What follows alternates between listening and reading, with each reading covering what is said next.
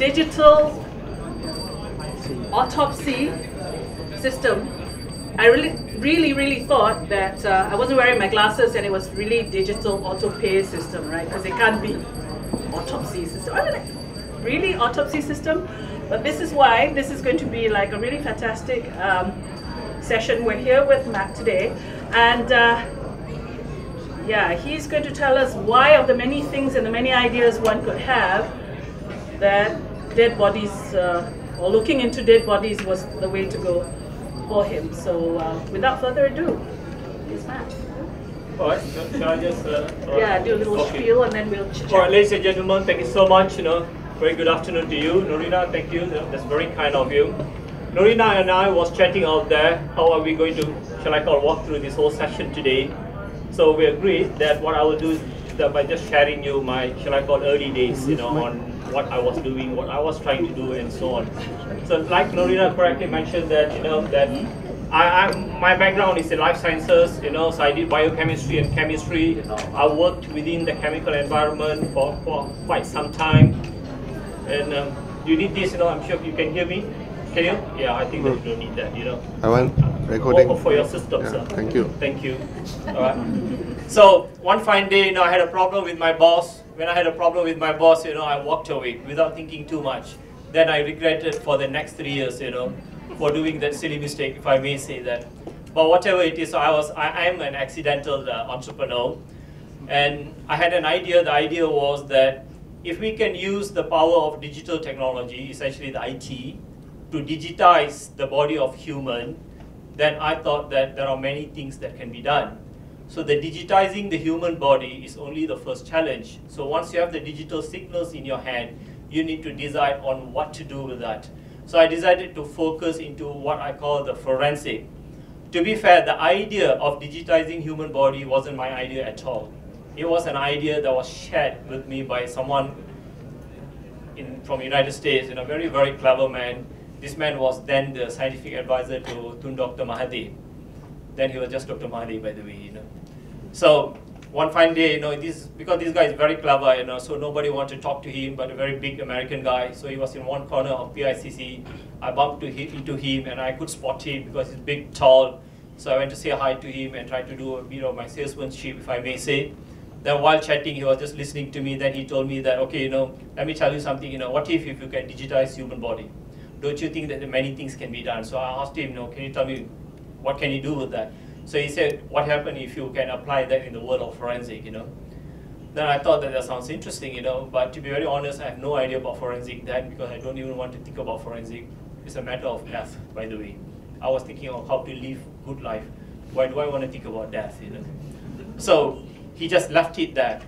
But that thing kept on ringing in me, so I got back, and then we have got Mr. Google, went into Google, I did a bit of search and so on, then it caught my attention. So essentially, ladies and gentlemen, if I may share with you that there are 7 billion people on planet Earth. WHO says a year 70 million dies. Out of 70 million, an absolute minimum of 7 million are subjected to what they call post-mortem examination. So a post-mortem examination, as you may know, is where they put the body on a slab, on a table, they cut open the 3 cavities of the body, they call it, they make an observation, and then they write a report called the post-mortem report. In this age, the 21st century or 22nd century or whatsoever, I'm sure that you will agree with me that it sounds very, very primitive. It sounds very barbaric, If you don't believe me, then you have to go and see how a post-mortem is being done. It's literally a butcher's job. They cut open the body like how you would cut chicken or cow or whatever it is, and then they just stitch it up, So it's terrible. That's the first thing. The next thing that you would agree with me also, how much can you observe while you are doing such dissection? So it is very, very subjective. It is very, very, shall I call, old-fashioned, and many other things. If you look at it from the point of social acceptance, if you look at it from the religious angle, it is completely a no-no in the major 3, shall I call, major faith group, and many other things. So what we thought was, no, let's digitize the human body. If we can digitize the human body, then let's build a whole set of functionalities around that. And if we could do that, here we have got something truly unique. It took us 10 years. First challenge was, how do you digitize the body of a human? The biggest challenge that we then noticed was the body of the deceased and the body of the living is not the same. From machine signal point of view, the living, all of us are constant because we have got natural circulation in us. So the machine just don't see any difference in us. But for a diseased person, every second, every minute, every hour, the body is decomposing. So therefore, the chemistry of the body is different. So the way you pick up signals from the body is completely different. So that's the first challenge that we face. So we grossly underestimated things, Then the next year is the once you picked up all the signals are huge. It's about 4 gigabyte data. Today, very famously, it's called big data. Then we called it as very large data. So you would agree with me, 4 gigabyte from one human body is a huge amount of data for you to deal with. And then the next year is that how do you present this? So shall I call an average computational system just doesn't have the capability to process 4 gigabyte of data and present that in ultra high definition so that when you cut open the body digitally in full 3D, you can see everything that you should see. For you to truly comprehend or appreciate what I'm trying to say, you have to go to the Google and just type digital autopsy, then you see that if you have got your mobile device, you can do that now, So that's the level of detail the medical doctors need in order for them to do a digital dissection of the human body as if like they're cutting through the real body and do the various things. And then functionalities that needs to be built and all those things. So anyway, I think that's the scientific explanation to us what we are doing. Today we have to say that digital autopsy has become a new standard. In the last 3 years, the world has accepted digital autopsy. It's become like a Google, by the way. The specialists, they use digital autopsy as a standard term. And the United Kingdom is the first country in the world to completely embrace this as a new best practice. And now they've got a new plan in place whereby they are migrating all their old practice, the conventional practice, into this new practice called the digital autopsy. So the new procedure here is that do digital autopsy first, follow through with classical autopsy if it is necessary. Our experience shows that more than 70%, if not 95% of all cases can be completed with digital autopsy alone. So that's the thing. So what are we transforming here? First and foremost, that we are building what I think a new age system, a system that is acceptable for people today because they call it dignity in death, which means that when someone unfortunately dies, you do not want to subject this person and the family to further, shall I call, mental anguish also. And you would agree with me that's probably the most emotional moment, the most tragic moment for the family. And of course, you have to respect the so-called the deceased and so on and so forth. So that's the first thing that we are doing, that we are trying to appeal to the emotion of the people by doing the right thing. The next thing here, talking from the point of view science, the medicine and so on, you have to be very, very accurate. The recent report published by the Royal College of Pathology in UK shows that 1 in 3 conventional postmortem report is completely wrong, while the digital autopsy has got 95% accuracy in it. So that gives you an idea that this is a leap forward. And then the next year is the speed. So we could digitize a body in 2 minutes, which means the cycle time to produce a report is less than 3 hours in total. And a postmortem can be conducted using a remote capability, which means that what they call the pathologists, they can sit in a Starbucks and they can write a postmortem report today, using a digital capability. As you know, once you have digitized, you know how to compute, everything becomes possible in the world of IT. So it has just changed the whole face of the forensic. So if you go to UK, for instance, what you will see in UK here, like what you have seen in CSI New York or Miami and all that, Good old days, by the way, the pathologists, they don't look very handsome or beautiful. But today, if you see in the TV, they all look really good, all right? I have to say it's because of us, we claim all the credit, So in the past, they all look like butchers. Now they look very high-tech. So yes, in the past, nobody wants to talk about postmortem because they are ashamed of what they are doing. There is a famous saying in the world of forensic. By the way, I have to say a forensic pathologist is a super specialization, which means 9 years after they finish their MBBS. That means they are the most sophisticated and most educated doctor because they need to learn all systems of the human before they can become a forensic pathologist. So you can imagine somebody become like cardiologist, they become a neurosurgeon and so on. So there's only one part.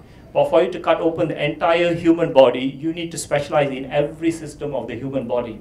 So these are the cleverest guys on planet Earth, but they are doing probably the ugliest job.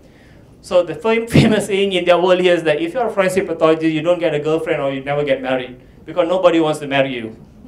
All right? So they had a problem, but today they look the best in the TV and everybody wants to marry them because they always look very good, very high-tech, very sophisticated. So what I'm trying to say here is that if you go to UK now, what you will see is that for the first time you can walk into what we call a digital autopsy facility, and you can see the body just travels through a scanning tunnel, and then the next moment on the wall you can see the digital body. You can see like Tom Cruise or whomsoever working on that, they will be clicking and working and writing a report. They can be talking to the system, the system starts doing auto-diagnosis, creating a logbook of the findings and various things.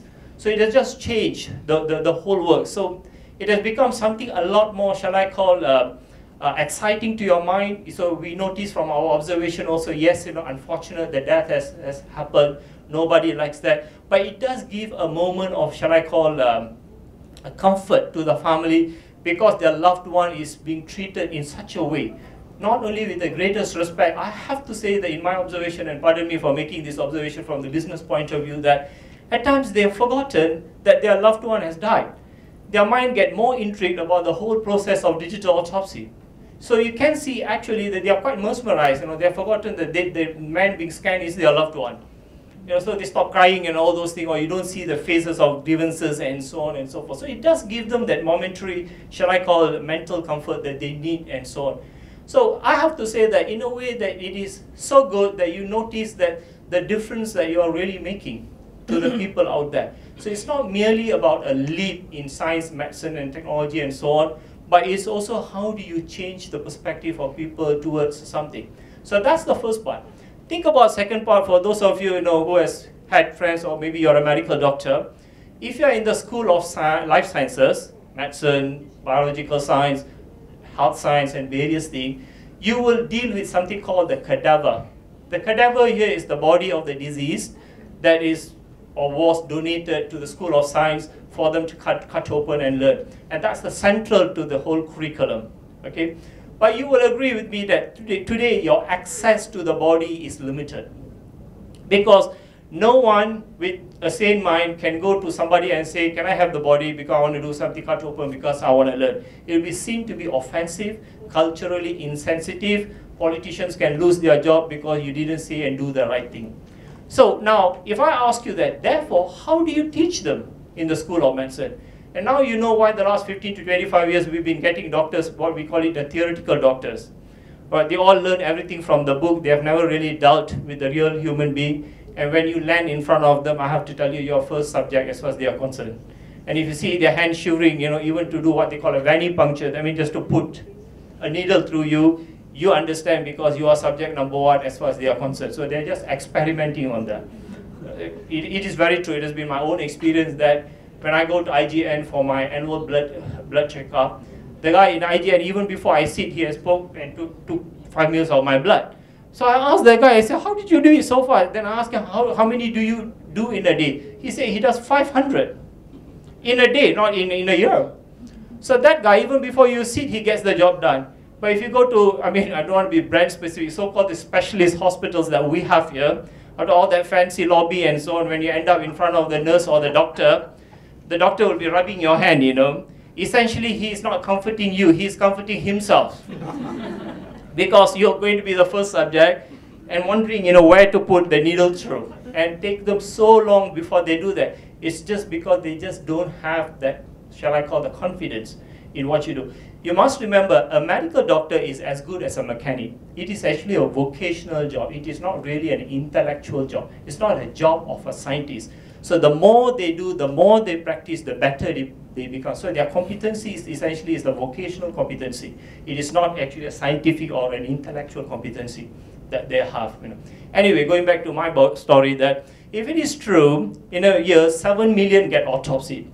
If I can scan 7 million body and digitize the 7 million bodies and all the data sets sits in the database. So think about if we can re-export that in the form of digital cadaver. Think about how you can change the world of education apart from the first generation services that you roll out in the world of forensic examination, which is in the form of postmortem. So we are working now with Oxford, Cambridge, the Imperial, the Nottingham and all other UK-based universities that how can we do this now? So that's another development that's happening. So in future, you can go into a system like a Google system. You can retrieve, say, okay, I want a body of male, 10 years old, 30 years old, and 50 years old, frontal impact, injuries to, let's call it the right cerebrum, and death due to internal hematoma, for instance, that means bleeding inside your brain. So boom, boom, boom, and then you got 3 bodies there on your wall, and now you can cut open all the 3 bodies, and you can learn how did this person unfortunately die due to the trauma. That's a huge difference, because the skeletal structure, formation of a 10, 30, and a 50 years old person is different. Male by age, by gender, and so on and so forth. Think about this, today you're operating in a world where the whole school of medicine probably have got 1 body, if they are lucky. And that body is only to justify why they should get a license from GMC or MMC for you to run the school of medicine, or if they don't get license. So they don't even let you to get near the body because it is so precious. You can't cut. Here in the digital world, you can cut whichever way you want to, for whatsoever reason. If you make mistake, all you have to do is just reset, and you get the body back, the way you want it. And the other wonders of IT which you can do, so no problem. So these are some of the things that we are trying to work. We are also working with British Museum. All of you know the famous mummies, you got Tutankhamun and all these guys, the famous pharaohs and all that. British Museum has got about 310 mummies with them. The British Museum came to us and says that, can we now digitize Tutankhamun or one of the mummies that they have? So we looked at the whole lot. We say, why don't we create a digital museum of the mummies for you? And I think about like Jurassic Park, guys. I'm just stealing some idea from Steven Spielberg here, You just click open, British Museum, and there's an icon, you click open, you got the museums of the mummy, you click open, and then you're presented with the tombs of the pharaohs. And now you can click open, whichever that you choose. Here you are presented with the mummies, and then now you can discover the mummy by dissecting through the mummy yourself. You have to remember that this is a very, very, very powerful system.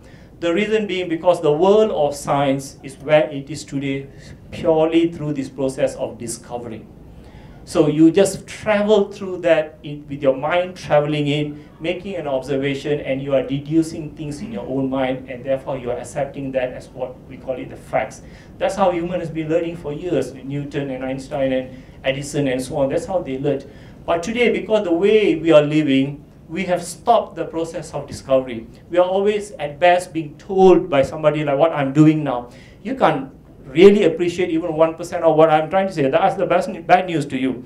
The more I talk to you, I have to tell the greater the clarity that I have in my mind. Therefore, I'm getting smarter than you. This is the bad news to all of you. All of you are just sitting in front of me and thinking, what is it this guy trying to tell? Appear to be exciting, but whatever it is. And that's the impression that you will get and you walk out. But every word that I'm choosing right now before I say it to you, I am attaining a greater level of clarity and appreciation to those words, and I have to say that I'm getting 10 times smarter than you. So therefore, the process of discovery that I am going through in my mind can only be achieved if you are given the chance to travel through the time yourself. So these are examples. You're looking at Tyrannosaurus rex, you're looking at Brachiosaurus, the world of archaeology, the world of paleontology. For those of you who don't know these things, that Indiana Jones, right? So these are the things that is being done. Governments of the world, they spend hundreds of millions of dollars, professorship, 50 years into that, 100 years into that, trying to do what they call carbon dating and so on and so forth, right? But think about all that, ladies and gentlemen, it is all just a postulation. If I ask you that, are you really, really sure that that's how Tyrannosaurus rex looked? That's how Tutankhamun looked. You can't say that because it's only a deduction, or somebody is just at best postulating that forward. But what happens if I can present to you the Tyrannosaurus rex 1,000,000 years down the road, because I had Tyrannosaurus rex digitized? 1,000,000 years down the road, if you want to see me, Matt Chandran, all you have to do is just Google into our digital database. You will see me inside that. I'm one of the first guys to get digitized, in our office all the time, Anytime we come up with some system, the guys always say, boss, you first, So that's how it is. So when you see me in future, you see me the real. It is not a scientific postulation of what I am. But when you see Tyrannosaurus rex today, when you see Brachiosaurus, you see whatsoever it is only a best guess. It is not real. So I can present you the real world today. I can present you the world it was in years to come. And it costs you nothing. As you all know, you have seen that in the internet, you have seen in the Facebook. Once you are digitized, it's only cost of computation. Cost of computation is hardly 0.0001 cent, the way you are just browsing through. And that is the power, of things that we are doing. So it is not merely about post-mortem services. We think that in future, there are many things that can be done. We even think the national registry will differ. At the point of death, whether it is a natural death or unnatural death, a person will be digitized and archived into national registration. A death cert is issued. So chapter closed. So we think that the future national registry, that's how it will work. Because today you do not know who's alive and who's dead. I'm not joking. You go to our Jabatan Pertahanan Awam and ask them. You go to our Jabatan Pendaftaran Negara and ask them. You go to our, civil service and ask them how many people are still being paid salary despite having left the job and dead. Or you can go and ask our, the election, electoral, is that roll or something? Yeah. Yeah. How many voters are dead but still on the voting list? So this is a major problem internationally. I'm not joking with you. As hilarious as it may sound, but these are real life issues. So if you could digitize Matt, he's dead, thank you so much, RIP today, click, archive. Is this my, shall I call noble thoughts? It's not true. If you go to the Hollywood movie, haven't you seen where Sylvester Stallone get cryogenized, in a cryogenic chamber? Haven't you seen? No? You guys don't watch movie, don't you? It looks like you've been working too hard. I'm the only guy who enjoy myself out there. Please go and watch a movie and relax your mind, So yeah, so all this concept of cryogenizing people so that in future you can be seen is that. All right? So think about that, so the world's going to change. It's never going to be the way we are. And it's for you and I to change. It will never change on its own. So our job here is to see the future the way we see it today and make that to happen today. So the world that you prepare today is the world that you enjoy tomorrow. That's what it is. It becomes what it is tomorrow. It's not because of tomorrow, it's because of today. And it's because of you and I. That's how it is. So essentially that is my story, if I may say. These are the things that we are trying to do. I do not know what else to tell you. That if you have a question, I'll be quite happy to answer. Any questions? Yeah. Are we going to... Have you thought of using this technology for people who are living? Yes. In terms of medical science, it will save a whole lot of yes. Stress and bother, and with nanotechnology also evolving, this could be an amazing combination. Absolutely, it's a brilliant question. I have to say that yes and no, we thought about that. We are also planning to do that. But what we are trying to do is this, that if you see our facilities today, all right, while you are sitting there, either using a mobile device like an iPad or a touchpad or whatsoever it is, you could write a post-mortem report, or you can walk into our facility and use the system capabilities within the brick and mortar to write a post-mortem and do various things. So that's the first thing. So we are saying that, like what you are thinking, if you go to any hospital today, there is something called a radiology unit. So the doctor will send you to this radiology unit to either get X-ray, CT, MRI, PET, and various things. I have to tell you that there's a little bit of a sexy act here involved. You have to go and change your clothing and all that into a gown. You feel terribly uncomfortable. I have to share with all of you that I've been a victim of that, by the way, After that, you go through the whole lengthy process, and then the radiographer will tell you, wait, we are checking our data to see whether the qualities are good. If not good, you have to go back and get yourself scanned again, and so on. And then they'll say, okay, good. And then they'll ask you to wait again, and then they may print these grayscale films, and they put it into these big bags with some limited 3Ds, and then they'll give you to put it under your armpit and walk it to the clinician's consultation room. And then the clinician will put it on the wall and will start looking at it for a while, and then he or she will give you a story. It's a long story. What I'm trying to say, think about it like what you are saying, that if I go into a hospital and I get digitized, the next moment when I sit in front of my doctor, while my doctor is chatting with me, she just retrieved my data set, and here she has Matt, the 3D man, in her hand. She starts browsing through the entire mat, And then because she is a cardiologist, she zooms straight to my heart. While chatting with me, she is seeing through my heart. At the same time, she shares that with me so that I am convinced that as a cardiologist, first, she knows where my heart is. I need to be convinced because the only way I know she's a cardiologist here is because someone sent me to her room. In the modern days, I have to tell you that we are not too convinced about our doctors. Let's not shy about this, all right? We are always living in doubt of our own parents, all right? Our teachers, our friends, our colleagues, our bosses, and sometimes even in doubt of your own self. We don't have much confidence in us. We tend to forget about that, but if you ask, would you bet your life on this person, all of us are very doubtful. So how do I know that this doctor here is a true doctor? She is a cardiologist, when she can first show me my heart correctly. And then the next thing, while she's giving me the consultation, now she has got all the capability to just dissect through my heart or whatever it is diagnosis, and show me and talk me through that. Because I'm an educated man and I wanted to be treated in an educated manner. And I want to be convinced. So what we are trying to say, first, forget about the science. The client-clinician relationship quality is rising rapidly. I am convinced that I'm in the hand of a good doctor, a great doctor, because now I can see that she knows what she's talking. That's the first thing. The next, when the doctor is giving me some, shall I call consultation or whatsoever advice, I can appreciate what the doctor is saying. For instance, the doctor says that the, I can't recall, some chambers of the heart, the right chamber of the heart. If you use some medical term, I'm not really sure between anterior and posterior. I do not know what she's meaning. So normally I just sit and just wait, to try to figure out what is she trying to describe to me. So all this is not merely a tool of medical diagnosis, but it is also about a communication tool between the clinician and the patient and various other things. So in essence, scientifically and technologically speaking, you are changing from a fixed line phone into a handheld devices. That's the thing. That means taking the radiology from one corner of the hospital and putting it in the hand of the clinician. That's the first thing. From communication point of view, now you're making the communication a lot more meaningful. All right? And then medically speaking, you would agree with me that when you see things in full 3D and then the way it can be presented today, the quality of diagnosis is massive. It's a huge, huge leap.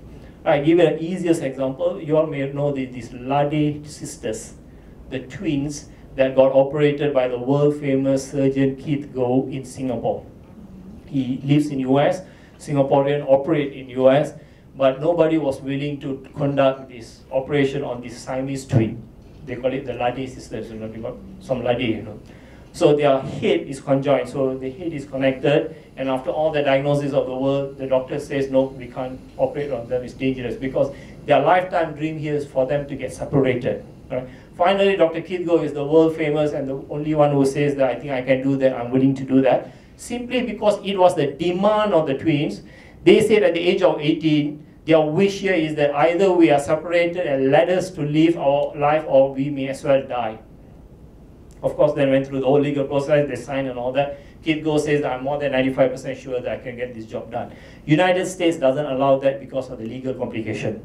He is transferred to Singapore, him being a Singaporean, Singapore gave him a special permission to do this thing called the world first. Right, he did a fabulous job, both of them died. Right. Why? It's all in the Google, Mr. Google knows everything, by the way, So, simple, because after all that, shall I call examination in the world, they didn't realize that one of the artery is interconnected between the brain, one brain of the twin. So once you cut open, massive bleeding, so the medical decision is to abandon one and try to save one. Abandoned one, died, worked on the second one, also died. So, bad. But if you look at what we have today, we could have just shown that to you in 1 minute. If only Dr. Keith Goh had an access to the technology that we have in place, which is rather straightforward, truly with a click of a button. But just because you can't get into the head, inside the head of the human and view that, pre-surgery, now you had 2 sisters who died, unfortunately. All right, so this is the wonders of technology. So things change. So yes, I'm fully with you on that. But we have a reason why we started with the, if I may say, the forensic to the living, because all of you know the regulatory process that you have to go through in the world of living is massive. It's like things like FDA and all those things, So I do not want to get into that, and as an entrepreneur, we have to be quite clever in the way you approach it. So I wanted to start with what I thought is easy in terms of regulatory approval. That's the first thing. And the next thing here also, there are imaging giants like Siemens, GE, Philips, and Toshiba and all that. We do not want to end up straight away clashing with them. But today we are a major partner to companies like Siemens and GE worldwide, because we work on this forensic sector. We have opened up a new space of business for them. So they are very, very happy to work with us and start exploring all new possibilities. Because now they don't see us as a threat, they see us as an opportunity.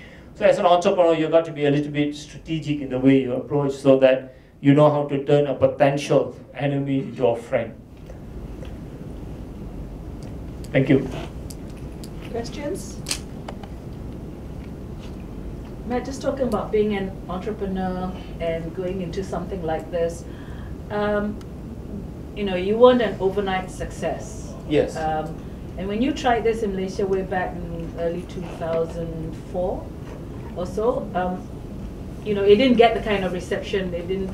So how do you know when to persevere or when to sort of say, yeah, well, it was just an idea? Yeah. I fully agree, that yes, we all were taught to write a 3-year business plan. Because we were asked to write a 3-year business plan, not knowingly, in your subconscious mind, you form this thing that in year 3, I'm going to become successful. And we think because we were told to write a 3-year business plan, at year 3, we are profitable. Because you can't imagine that going to a potential financier or venture capitalist or so, giving a 3 years loss to them and saying that give me money. Nobody in the right mind will ever do that. So that is the problem, the thing that you have to remember, that there is no such thing like overnight success. Right?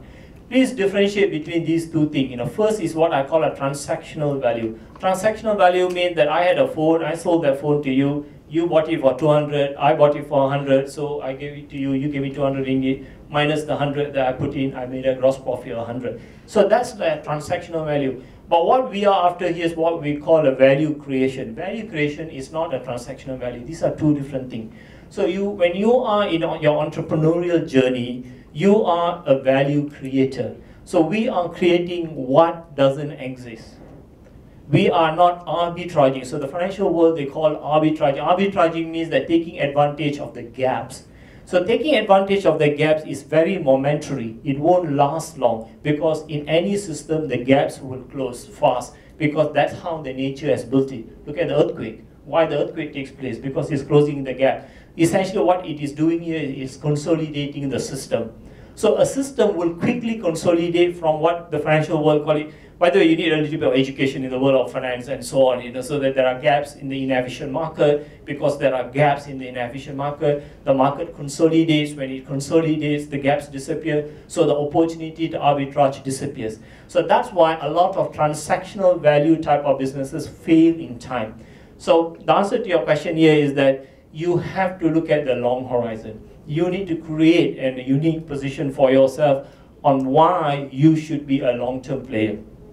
And that's what it is. So that's very, very important. I mean, if you look at the success of Apple, and that's what it is, because that the machine-human interaction is uniquely Apple. And Steve Jobs has been very, very stubborn about that. He's been very pedantic about that, and that's how he wanted. And that's one of the reasons why he had massive problem with all his investors. The whole, shall I call the war of life that Steve Jobs went about was essentially about that. Because people don't see what he is trying to do. People think that he is very stubborn, because all he was trying to do here is that how do you make the machine-human interaction so human, so natural, that eventually the machine will become a natural extension to human activity.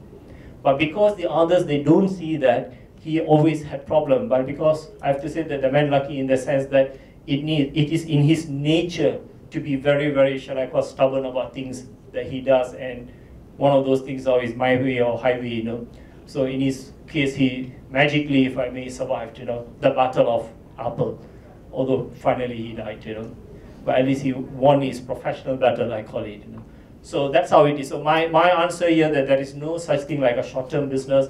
You need to be prepared for the long haul. All right? Like our example, it has been 10 years. I have to tell you that, I feel like we just started, and we have only the last 3 years we are gaining a lot of traction. As I say that in the last 3 years, the Royal College of Pathology and the Royal College of Radiology, they have endorsed digital autopsy as a standard practice. The world of medicine, especially the forensic, and if you look at a lot of forensic books today, they start writing about digital autopsy, as a standard curriculum. The Oxford University offers this as part of their teaching, what I call program, and many other universities are already embracing this, and many other, shall I call, good things are shaping up, But it takes long time for such thing to happen, and you have to be patient. And I have to say that it's very, very frustrating. Let's accept that it's going to be terribly frustrating. I've said this a million times to my colleagues. Chances are I'm going to be on the table, before anybody. It can be that frustrating, But you have to be prepared, because as I say that this is, in many ways, a war of life. Is that you have to devote your life into that. There's no two way about it. You can't be a passenger for this. It's you. You have to immerse yourself into it, and it's either you make it or you break it, and that's it. There's nothing in between. Well, there must have been some kind of value proposition for MAVCAT to give you money. AIM has given you money. But, aside from that value proposition, how important is it, to either be Steve Jobs, to be stubborn about it and stick with it, or perhaps to be passionate about it? How much does the individual play a role in succeeding? It's everything. You are everything. And I had this discussion just now outside there with someone that I know. After a long time, I have to say this, ladies and gentlemen, the beauty of you traveling here is that because now I live between two cities, London and KL, so I fly in and out all the time.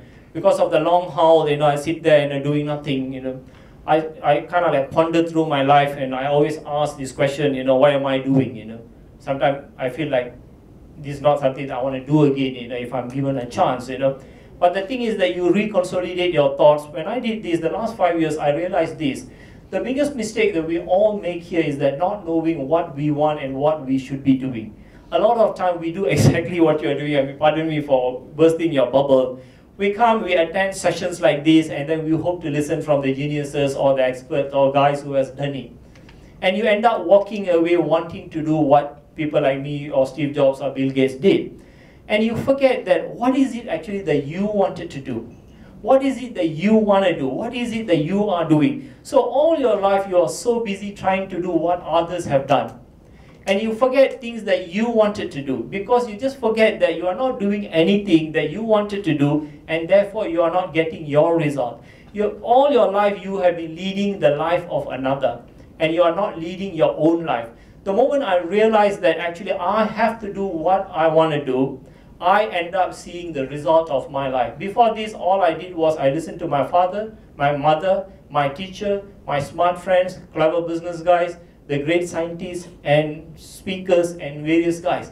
And everything that I listened to them, and I thought that I have to do that. But one thing that I've really forgotten is what is it that I want to do? So going back to you is that when I listen to my heart, I know what I want to do.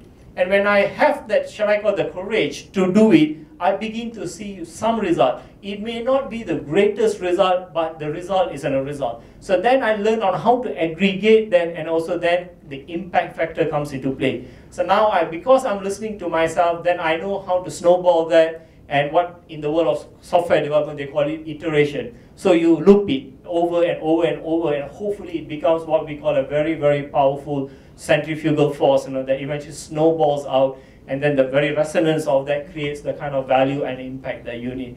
So what I would say that yes, your passion is important. If you are not passionate, that means you don't have your inner voice, so you're not listening to your inner voice, and you are not giving any consideration to yourself.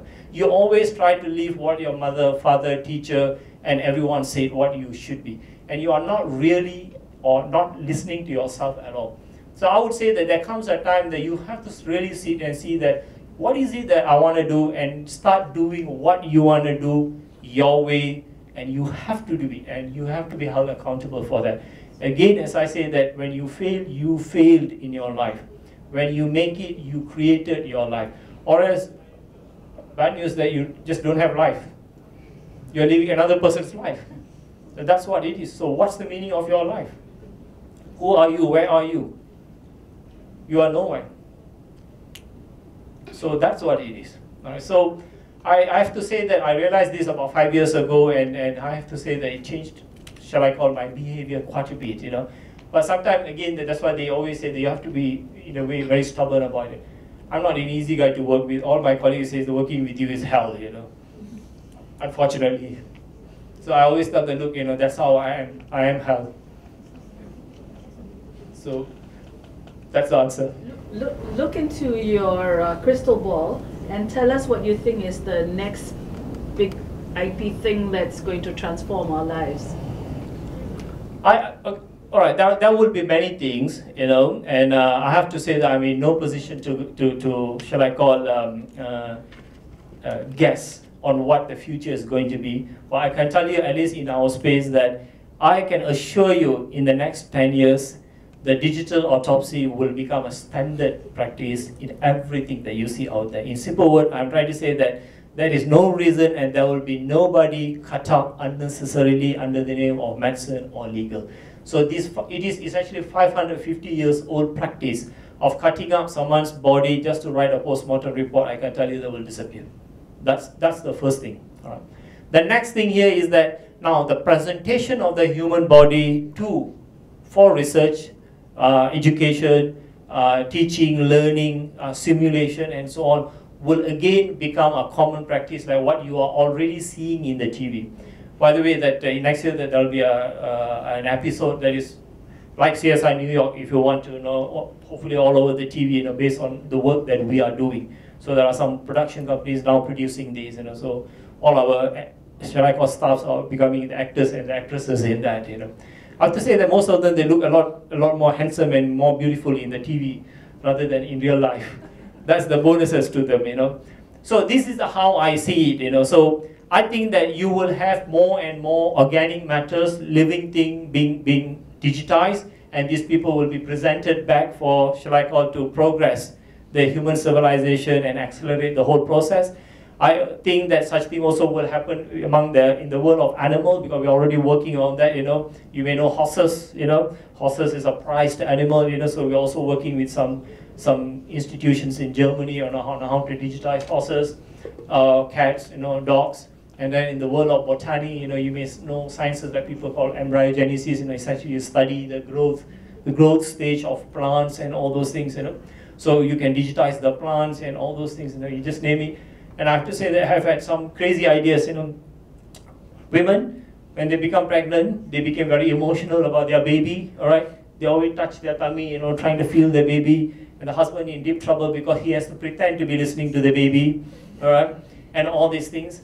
So now, second trimester or so, they go for a scan of the baby. And normally you get this one little print, I call it in grayscale, where the doctor will show you this, the baby, and then the mother will shed tears, you know, and the husband will pretend to be equally emotional.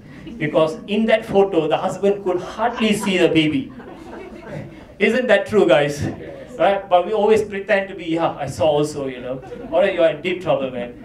So this is a very difficult thing. So some people came to me and they say that now they create that into an album, like a photo, you know. So the husband, you know, just play along with the wife, you know. So now they turn that into a photo, a 3D photo, you know, and they present that to the wife or the girlfriend. So from medical, now you can see that it is just changing more into lifestyle. So rather than giving it to them, somebody in a grayscale, you know, now you give it to them in a 3D and then they can turn around and look at their baby, you know, inside the womb of the mother. So I do not know, no, anything is possible. So someone wants to immortalize their favorite cat, all right? So this may sound ridiculous, like Hong Kong, you know, at death, the bodies get cremated and then the ashes will put inside the urn. And you know all these big pagodas, you know, and cost you tons of money, by the way. And it costs you like 10,000-15,000 ringgit, you know, a year to store that over there. So they keep the ashes. But what happens that if you store the 3D body of your loved one, essentially it is a digital mausoleum. You know. So again, think about it, you know, we are not doing anything out of norm. People are already doing that, isn't it? They have Stalin, you got Mao Zedong, and all those things, but because they were aristocrats, only they can afford that. You and I cannot. We get dumped into a hole and either buried or get cremated and chucked, you know. That's the thing, because we are not from the royalties. But now it's not going to be a royal mausoleum. You can have a mausoleum for yourself, a digital mausoleum. That's why it is. So I think that what was then for the rich, today can be for everybody. So that's why it is. Or how about Mausoleum of the World? All the people who die on planet Earth, you have to just go mausoleum.com and then just search, Matt Chandran, you click open there, you can see me still lying in state if you wish to, quite stylishly. Anything is possible, right? Your dog, your cat, I do not know your favorite plant, horses, you just name it, what do you want? Last year for the Christmas we did that, we digitized a turkey. So after that I circulated that to all my friends in Europe. They all thought it was very hilarious. And you will not believe me the number of emails that I got back from them and others, because they start circulating that to everybody, So I sent them a Christmas card, using a 3D turkey. We bought a turkey from the Tesco, by the way, So just imagine, you can click around and see everything about your turkey. So anything that can be done. So the other thing is on the life sciences, that this is happening. This is not my guess. And you all know the story of gene, right? So now they can decode the human genome. So your genome can be decoded. Once the genome is decoded, it can be stored, in a chip or whatever it is, and your code can be read, and quote unquote your predisposition towards certain things like illnesses and so on, everything can be identified, and that can be shared, with your clinicians. So what they call this pharmacogenomics. Essentially, what you have to watch for. I mean, if I may say, ladies, the most common concern is breast cancer. All right. So you cannot be running to the clinician's clinic all the time in worry of breast cancer. But now, if you are predisposed to breast cancer, then you know when and what age you should start intensifying the process of examination. In anticipation of probably, I'm not saying you will get, probably end up with the breast cancer. You see? So that's the thing. So it's all going to be a lot more targeted. So there's nothing, again, remember this, I'm not saying anything out of the world. For instance, if you go for scuba diving, what will you do? You have to use one of that scuba diving gear, right? If you go for a bungee jumping, then you need to use one of those bungee jumping gear. So it's just like that, So if you know you're predisposed to, let's call it breast cancer or prostate cancer or liver cancer or whatsoever it is, now all you're doing here, you're just preparing, planning in anticipation or something like that happening. So essentially it's like using a protective gear. So your mind will begin to accept this very fast. So right now, because we are actually living more or less in an uneducated manner, that means quite like a headless chicken, they call it, because you don't know what's going to happen to you, therefore you don't make any necessary, shall I call, quote unquote, insurance of your activity. So it's all essentially the financial world, they call it, is by hedging your risk, So once you know, you can hedge. So yes, these are all things that will happen, and I have to say all these things that I described to you is not happening, but it's very exciting. So these are all opportunities that's very, very wide open. But the knowledge base of that is in existence. So now it's for you to consume the knowledge base and start creating something out of it. Things that I described, a lot of these things that I described to you, by the way, we ourselves are working ourselves and in partnership. So I've given you a lot of my secret for free today. But our philosophy is that if you can do it faster than us, you deserve it. Because people have asked me this question, are you in fear of competitor? My answer has always been this, that if you can do something better and faster than me, you deserve it more than I do. And I therefore accept. That's my position. Any other questions before I close this session? You've just blown them all away, Matt. Thank you very much. He's also thrown you a challenge, so you can do it better, faster. Matt says you deserve it. Thank you so much, gentlemen. Nurina, thank you so much. Thank you, thank you. Everyone, plenary session back in ballroom, and then the networking cocktails. We'll see you there.